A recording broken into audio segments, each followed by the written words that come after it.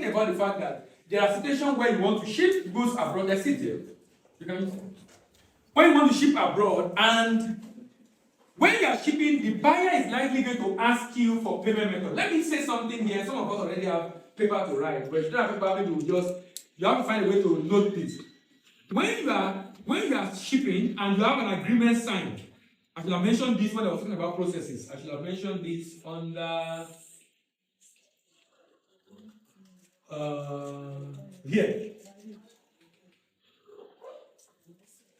I should have mentioned it here under here contract. So when you are signing a contract, what are the things that should be in the contract? Because we are going there now to talk about payment, so I will mention it now. Let me give you about 20 things that should be in your contract. When you are signing now, this is necessary because even if a lawyer is drafting it, you review and ensure all these areas are covered. Number one, name of buyer and seller. Name of buyer and seller. Number two, address of buyer and seller. Address of buyer and seller. Number three, description of goods. Number three, description of goods. Number four, quality specification. Quality specification. Number four. Number five, packaging. Number five, packaging. Number six, pricing. Number six, pricing. Number seven,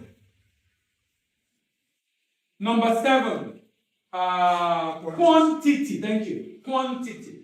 Number seven, quantity. Number eight, importance. I will have to spell it for you. I can't write. INCOTERS. INCO, international commercial terms. Just write international commercial terms. That's the acronym is Incotens. International commercial terms. Incotens. Incotens. Then port of loading and port of discharge. Port of loading and port of discharge. Port of loading. And port of discharge. Yes. Then country of origin and country of supply. Country of origin and country of supply. Number next. What's the next number? 10. Number 10. Number 10. Payment terms and payment method. That's what we need to remember this. So we'll talk about that later. Payment terms and payment method. Payment terms and payment method. Number 11. Number 11, inspection. Number 12, inspection. Number 13, insurance. Insurance. Number 14, shipping document. Number 14, shipping document. Number 15, latest date of shipment. Latest date of shipment. Number 16, right? Yeah. Latest date of presentation. Latest date of presentation. Number 17. Number 17, force majeure. FORCE major. MAJEURE. Force, by force. Force majeure. MAJUERE. Force majeure. JUERE.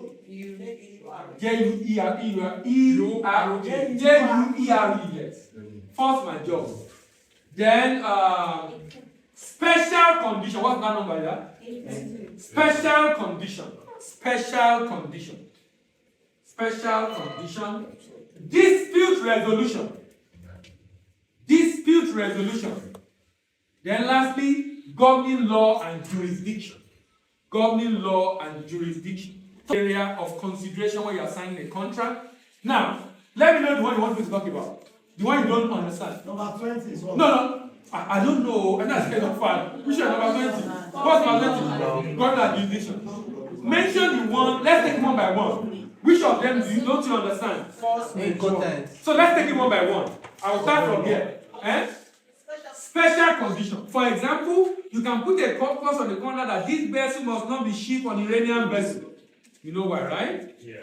Or the vessel must not pass through Iranian port because of sanctions. Because if that happens and you are using US dollar, when you get the Citibank, they will seize that money. They won't allow the money to go through.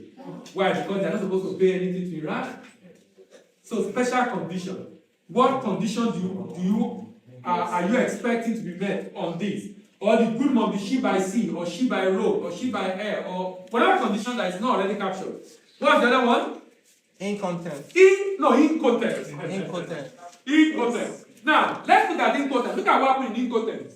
In incontents, let's assume that I'm shipping from Nigeria. Sorry, let me use this. These are containers. The container has food inside. I'm shipping from Nigeria, I'm shipping to China. Now, look at this. The vessel have left Nigeria, offshore South Africa, the vessel capsized. Who has lost money? The good have left Nigeria, that's now arrived China. Who has lost money? The shipper. But you have left Nigeria now. Someone said the shipping company. Now who will claim that insurance? It depends on your agreement. Which agreement? That's the impotent. So, Incoterm decide, it's not the buyer or seller, it's the agreement based on Incoterm. So, Incoterm separate transaction cost and risk between buyer and seller. Does it make sense? Are we together, please? Yes. Are we together? Yes. So, Incoterm and choose, what does that mean? If, for example, someone was mentioning FOB the other time, let's say we agree FOB free on board. Free on board means the risk and cost of the exporter end while the goods are on board the vessel at the port of loading. The risk and cost of the exporter ends while the goods are on board the vessel at the port of loading. Incoterms. Now, if I'm doing CFR, cost and freight, the risk of the exporter end here, but the exporter bear the cost to destination. Does that make sense? Do you understand? Now, so if we do FOB, for example, who is bearing risk when the vessel capsizes? The buyer, because for the seller, the risk ends where? Here in Nigeria. So if I'm doing FOB CFR, my risk ends there. But if I'm doing like DPU or DAP, deliver at place, or deliver at place unloaded, or deliver duty paid, all of them deliver to destination, I'll bear the risk and cost to destination. Basically, Incoterm says who is bearing the risk and cost of the good in transit. Period. What's the other one? I've talked about special condition and Incoterm. Another one? Force majeure. Force majeure. During COVID is a very good example of force majeure. The force majeure clause would have said that in the event of force majeure, latest date of shipment is extended by 2 weeks, or 3 weeks, or 4 weeks. The idea, and they will define in that contract what constitutes a force majeure. Because force majeure is an act of God, like also beyond human control, but it's stating flood, pestilence like COVID, natural disaster, whatever it is that hinder the exporter from shipping. Remember, it's supposed to ship when? 30th of July. But because of force majeure, he can decide to ship by middle of August because there was a force majeure he declared, and force majeure is something that will happen. The person, if he could, he will find it online. That means it must be serious, and it's be online that indeed there was a force majeure, and then they will be able to. Yes, another one I mentioned. Dispute resolution. The clause basically talk about if there are issues. The first level is amicable resolution. If we can agree, we can then escalate and go to arbitration. ADR. If we are not able to do that in arbitration, then we can go to court, and it will state which court are we going to, and which jurisdiction. That's governing law and jurisdiction. Another one. Inspection basically talk about pre-shipment inspection in Nigeria. So they will state who is inspecting and what they are inspecting.